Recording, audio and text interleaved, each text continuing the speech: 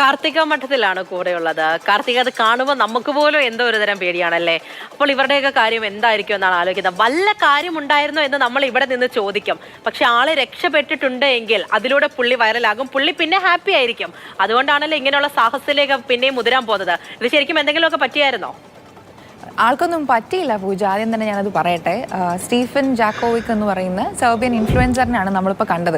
ഈ സോഷ്യൽ മീഡിയയിൽ വൈറലാവാൻ ഏത് അറ്റം വരെയും പോയെന്ന് നമ്മൾ പറഞ്ഞു കേട്ടിട്ടുണ്ട്. അതിനുള്ള ഒരുപാട് ഉദാഹരണങ്ങൾ നമ്മൾ കണ്ടിട്ടുണ്ട്. പക്ഷേ ഇത് ഒരിത്തിരി കടന്നു പോയെന്ന് എനിക്ക് തോന്നുന്നു. കാരണം നമ്മൾ ഈ മൃഗങ്ങളെ, വന്യമൃഗങ്ങളെ സൂവിലൊക്കെ പോയി കാണുന്ന സമയത്ത് കരടീനെ ഒരു കോമ്പൗണ്ട് അപ്പുറത്തായിരിക്കും, എന്നാൽ പോലും നമുക്ക് ഭയങ്കര പേടിയാണ്.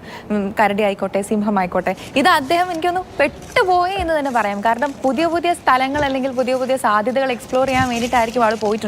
നമ്മൾ ആ വീഡിയോയിൽ കണ്ടു, ക്യാമറയിൽ നോക്കുന്ന സമയത്ത് തൻ്റെ കൂട്ടിൽ അല്ലെങ്കിൽ തൻ്റെ ഗുഹയിൽ ഒളിഞ്ഞിരിക്കുന്ന അല്ലെങ്കിൽ പുതുതായി വന്നെത്തിയ അതിഥിയെ കാണാൻ വേണ്ടിയിട്ട് കരടി വളരെ രസത്തോടു കൂടെ ഫസ്റ്റ് വരുന്നതാണ് നമ്മൾ ആദ്യം കാണുന്നത്.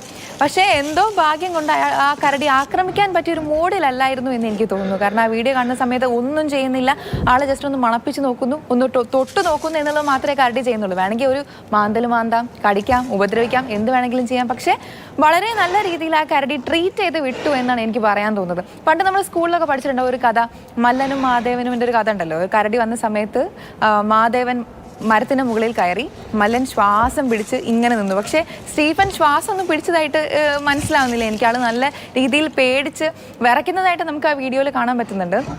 പക്ഷെ ആ ഒരു സംയമനം അത് എടുത്തു പറയേണ്ട ഒരു കാര്യം തന്നെയാണ്. വളരെ നല്ല രീതിയിൽ അധികം എന്താ പറയുക, പേടിച്ച് ഒച്ചപ്പാടൊന്നും ഉണ്ടാക്കാതെ നൈസായിട്ട് എസ്കേപ്പ് ആയി. നമ്മൾ ഈ വീഡിയോൻ്റെ അവസാനം കാണുന്നുണ്ട്, മണത്ത് നോക്കുന്ന കരടി മണത്ത് നോക്കുന്നത് വരെ നമ്മൾ ആ വീഡിയോയിൽ കാണുന്നുള്ളൂ. പക്ഷേ അദ്ദേഹം ഓടി രക്ഷപ്പെട്ടു പോകുന്ന വഴിക്ക് 2 കരടികൾ പിന്നാലെ വന്നു എന്നുള്ളതാണ് മറ്റൊരു വസ്തുത. അവരെ പേടിച്ച് സ്റ്റീഫൻ മരത്തിൻ്റെ മുകളിൽ കയറുകയും ചെയ്തു. പക്ഷേ ഇതിൽ ഏറ്റവും രസകരമായിട്ടുള്ള ഒരു കാര്യം എന്ന് പറയുന്നത് ഇതിന് താഴെ വന്നിട്ടുള്ള കമൻറ്റാണ്. അദ്ദേഹത്തിൻ്റെ ധൈര്യത്തെ, അദ്ദേഹത്തിൻ്റെ സംയമനത്തെ പ്രശംസിച്ച് ഒരുപാട് പേര് വരുന്നുണ്ട്.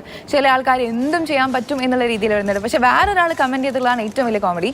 എന്താ വെച്ചിട്ടുണ്ടെങ്കിൽ ക്യാമറ കണ്ട് കരടി പിൻവലിഞ്ഞതായിരിക്കും. കാരണം പ്രൂഫാണല്ലോ, പ്രൂഫായിട്ട് ആ ക്യാമറ വിഷ്വൽ കണ്ടിട്ട് ഇനി കരടിക്ക് എന്തെങ്കിലും വല്ല ജയിൽവാസം അല്ലെങ്കിൽ മറ്റെന്തെങ്കിലും തരത്തിൽ എത്തിപ്പോകണ്ട എന്നുള്ളത് കൊണ്ട് കരടി തന്നെ പിൻവാങ്ങിയതായിരിക്കും എന്നുള്ളൊരു കമൻറ്റ് കൂടെ വളരെ രസകരമായിട്ട് സോഷ്യൽ മീഡിയയിൽ ഇപ്പോൾ വൈറലായിക്കൊണ്ടിരിക്കുന്നുണ്ട്. എന്തൊക്കെയാണെങ്കിലും വൈറലാവാൻ വേണ്ടി പലതരം കാര്യങ്ങൾ എക്സ്പ്ലോർ ചെയ്യുന്നതൊക്കെ കൊള്ളാം. പക്ഷേ സ്വന്തം ജീവൻ പണയം വെച്ച് ഇത്തരത്തിലുള്ള കളികൾ ഇപ്പോൾ അവർ ആ രീതിയിൽ ഈ വീഡിയോ പോസ്റ്റ് ചെയ്തത് കൊണ്ട് രസകരമായിട്ടുള്ള കമന്റുകളൊക്കെ വരും. മറ്റെന്തെങ്കിലും പറ്റിപ്പോയിരുന്നെങ്കിൽ എന്നുള്ളത് ഒരു കാര്യം. ഇതിപ്പോൾ മല്ലനെയും മാധവനെയും കഥയോർത്ത് അല്ലെങ്കിൽ സ്റ്റീഫനെ ഓർത്തിട്ട് കരടിയുടെ മുന്നിൽ പോയി ഒരു വീഡിയോ എടുക്കാന്ന് വെച്ച് ശ്വാസം അടക്കി പിടിച്ചൊക്കെ നിന്നാൽ രക്ഷപ്പെടും എന്നൊക്കെ കരുതിക്കൊണ്ട് ദയവ് ചെയ്ത് ആരും ഈ സാഹസത്തിനൊന്നും പോവരുത്.